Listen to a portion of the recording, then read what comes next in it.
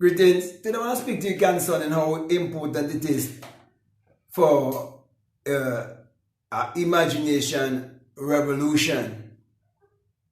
Because as we see what is happening in the world today, we would realize how much it needs more imaginative and creative people in this world.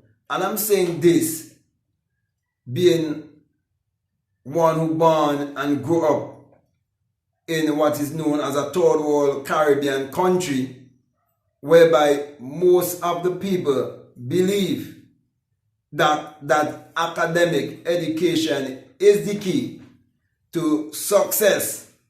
As a matter of fact, they had a launch in my country whereby they were promoting an education revolution. And if someone like me was to tell them they should be promoting an imagination revolution, they would definitely call me crazy, because they already would have branded me as a crazy man and one who would have lost his mind, because I do not believe that the Bible is a historical book. Instead, I believe it is all psychological and that it's a book of mind science. But the main point I want to get across to you is that, as I would have mentioned, education, if you look deeply, you realize that everything that entails education in a university or in a college or in school in general, you realize everything, it was first a thought, it was first mental, it was first psychological, it was first an idea. So the pen, it was first imagined, the pencil was first imagined, the books were first imagined, the blackboard was first imagined, the building that they refer to as school, it was first imagined, it was first a thought, it was first an idea. So if you do not be careful, you can sabotage your imagination by giving academic education priority over your imagination. And imagination, you're born here with that faculty. And as a matter of fact, God in man is actually man's awareness of being, man's imagination. Because if you do not have any awareness of being, it means that you are dead. Okay, you're not on this physical realm.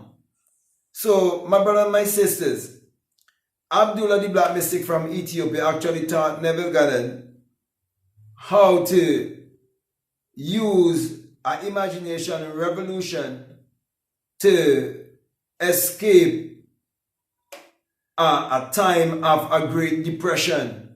As a matter of fact, it was in 1933 when the world was going through a time of depression, a time of drought. As a matter of fact, I think they refer to it as the Great Depression.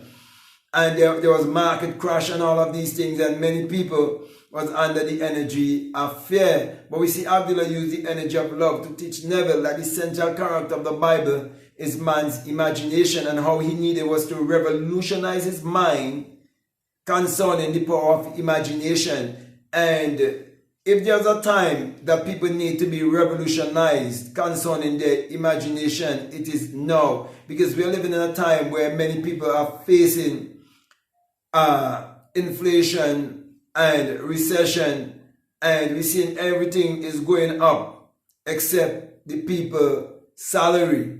And so this message at this time is very much timely for those who are open-minded and who are willing and ready to go further. And so we see Neville, because he was in a troubled time, he was willing to put what Abdullah taught him to work.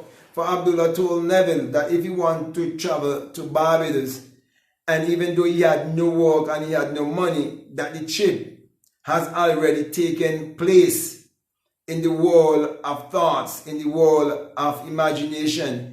And Abdullah was using the science of alchemy, and Abdullah would have already put Neville in a place of affluence by using his imagination on Neville's behalf. So when Neville went to Abdullah and told Abdullah that he had this burning desire to travel to Barbados to be with his family, Abdullah told him that he has already gone to Barbados. And so Neville thought that Abdullah was crazy. How could he say that I've already gone to Barbados and I'm now in Barbados when I'm actually in New York? So Abdullah explained to Neville that he must sleep in his mother's home in Barbados, in his imagination, while he was residing in New York. And also when he walked the streets of New York, he must see himself in imagination as if he's walking the streets of Barbados. And so, to cut a long story short, this was what Neville used to prove that imagination is definitely what creates reality. So my brother, my sisters, this is a time that you need to revolutionize your mind from an educational revolution standpoint to an imagination revolution. And so even back in the time of the Great Depression, it was a time when there was a revolution in terms of they were moving out of the era of the agricultural age and moving into the industrial age. And now we have left the industrial age and we are more in a digital information age. And you have to keep revolutionizing yourself by being open-minded and be willing to learn. But the main point I want you to take away from this is that imagination will create reality, and that the matrix have been deceiving many to borrow student loans and to get themselves in debt and to seek after education while denying that they have a power within themselves that they can use to achieve their every desire. So my point is that imagination was before academic education, and that imagination is greater than academic education. So why not focus on how to use your imagination and practice to have a vivid imagination and use it wisely to create your life whichever way you want it to be and live the best version of your life here. Because what we are going into right now, unless you raise your standard, you're going to get left behind and you'll find yourself trapped in a zombie apocalypse. So with that being said, my brother, my sister, I can go on and on and on, but I want to make this one short. I want to thank you for listening to me. I want to say to you, if this is the very first time that you've been listening to me and what I'm saying, if it makes sense to you and it really resonates with you and you haven't subscribed already, I'm definitely encouraging you to subscribe, to like, to comment, to share this video. Also, if you like to have a one-on-one with me, I definitely encourage you to reach out to me by way of email, and I give you the terms and the conditions, and we can definitely go deeper down the rabbit hole. Also, I have available on my Patreon a $20 course. It's called The Inner Sun Science and Technology to Create Your Reality Consciously, along with my self-concept course. So those two courses are available to you if you're donating at least $20 or more.